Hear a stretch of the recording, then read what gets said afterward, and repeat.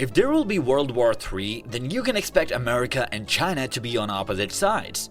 We are noticing a strain in their relationship, which is increasing day by day, so it's natural to assume that America must want to invade China. But with the best military services and advanced technology, the US will be unable to fulfill this task. Why? In this video, I will give you a full guide on how militaries will fail miserably at each border while entering China. Entering from south. The southern entry point of China will be best for US forces because they can seize major ports in this way. They can easily enter Hong Kong and then in Shanghai. From there, they can enter Beijing to capture the president. And that's it. Victory over China.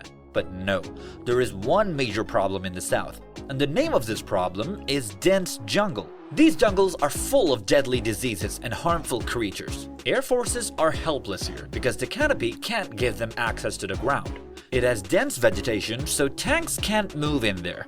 Also, the Chinese military is a bit familiar with these jungles, so they can do guerrilla attacks and set traps for enemy forces, and can kill them in minutes. Entering from southwest. Now, the enemy force decided to tilt their location a bit and decided to enter from the southwest. But here, a bigger problem is waiting for them. The side of the border is protected by the Himalayas. They are the natural wall of China and are difficult to pass. Army men can't travel in these areas because there are different death zones, so they can choke to death there.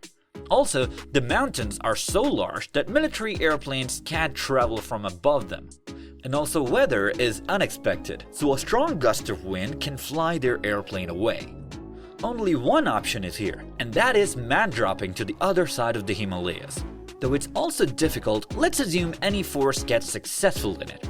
Now what? There is a large Tibetan plateau. It is massive and without any vegetation. So the Chinese army can see the enemy forces from a large distance. And the enemy force will be a bit helpless here because they don't have sufficient tanks and large military forces. Entering from west. If any force decided to enter from the west, they would face different hurdles too. The major one is they need permission from Kyrgyzstan, India, and Pakistan to cross their borders. And none of these countries want to be on the bad side of China because they have a friendly relationship with them. If somehow any force convinces them and crosses the border, they will land in a massive desert.